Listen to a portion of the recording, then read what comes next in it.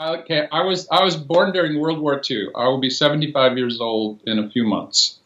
I am the oldest son of an alcoholic World War II veteran. Uh, we moved 8 times before I finished high school, and I've probably moved at least 8 or 9 times since then. I've lived in Germany for a year and a half, but moving around started in my childhood. It was a very dysfunctional family. I was a very gifted kid. So between me and my dad, it was always the irresistible force meets the immovable object, kind of. Mm. And that has really characterized, my whole career. This moving, having interests that kind of go all over the place and collect things. I got very, very good during all that moving at becoming part of whatever culture I had to be, living in. What month were you born in? Because I'm interested in your astrological sign. March. Is that Aries? That's Pisces. Pisces. And do you Yeah. identify with being a Pisces? Yeah, I think so. Reluctantly, huh? No. It's a double-edged thing, right? There's two fish swimming in opposite directions. It has its upper and its lower part. It's like the towel, and it fits in a way. Mm. You said you were gifted. Does that mean that you're really bright? What else does it mean? Um, my parents wouldn't tell me my IQ. Um, when I finished high school, I had the highest combined college board scores of anybody in the history of the high school. Mm. Like a lot of people had 800 and then 600 in one, and I had, I don't know, 770-ish in both of them. Because I'm not institutionally connected, and I'm really, the word polymath? No. Well, it means somebody who gets pretty deeply into a lot of different fields and brings them together to solve certain problems. It comes from the Greek. Nice. And that's just the perfect description of me. And it's always been a blessing and a curse at the same time, because I'm sort of always the outside insider. I can move in and be part of some group, but I'm always bringing so many other things in that's not necessarily comfortable for them. Yeah, good. Good for you. I was athletically gifted, intellectually gifted, and uh, again, that's been great, and it's been also difficult. I What's sat I what's sat difficult? with I sat one time with a bunch of Mensa people. Mensa is the high IQ society in New York City, around a table having dinner, and I was the only one who got a decent education. I was the only one who could survive in the school system. I was very blessed in that sense, but people with, super high levels of intelligence don't always do that well in our culture. Because they get bored? They get bored. I'm not sure all the reasons why, but we get into my religious background now, but I was raised Irish Catholic, and was educated by the Jesuits Hmm. through college, and I got a super good education out of it.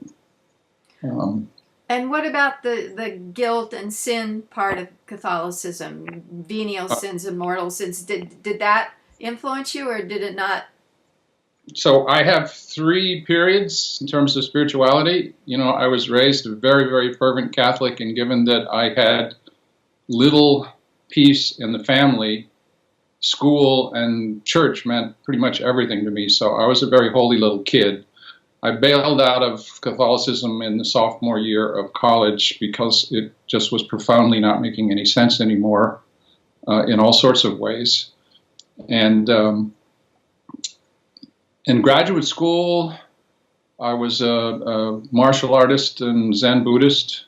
Did 6 years of that, 6 years of meditation.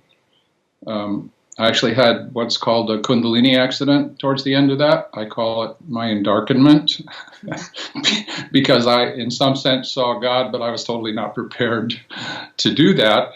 And the big message that came out of that was, listen, kid, you're in spiritual bypass. You need to get grounded and deal with all the trauma that you're carrying. And then the next period, after 12 years of rest, was I apprenticed to indigenous and mixed blood teachers and got a wonderful, wonderful spiritual experience from that. And that's home. That's home now. Let's go back to the Kundalini experience. What triggered it? Trying to get enlightened and skip the problems of this life. What was your method of trying to get enlightened? Oh, I was doing Zen meditation. This was very early on. Before, I had read The Three Pillars of Zen, which was Philip Kaplow's early book on Zen, and I just started doing it. And I was moving all over the country. It was during graduate school. I quit once, lived in Oakland. It was Chicago to Oakland, back to Chicago to Ashland, Oregon, and then to New York City, all during that period. So I didn't have consistent teaching, and I'm a trauma therapist now. I work, and that's also one of my big research interests right now. And I just grew up in a very dysfunctional situation, was carrying a lot of my father's war trauma and a lot of individual trauma. And there wasn't really that much in the way of understanding or good therapy around back then. Does that answer the question? So you were in meditation when the Kundalini kicked on? Yeah. And you saw God, but it was scary? I saw God, but it was like seeing through this. It was a dirty white light. And I knew the dirt was mine. And I spent good 36 hours in and out of my body. Kind of went to purgatory in some sense. And it took a good month to get stable again. That is called a Kundalini accident, as you may know. That means raising those energies when the rest of your system is just not ready for it. Right. I think Stanislav Grof talks about it and how some people, it feels like they're going insane if they haven't cleared. It can be very traumatic. Well, I got the message. And you're really, here to tell it. I calmed down, and 12 years later, I got involved with mixed blood and indigenous Native American teachers and did an apprenticeship, and that really cleared a lot of stuff and grounded me.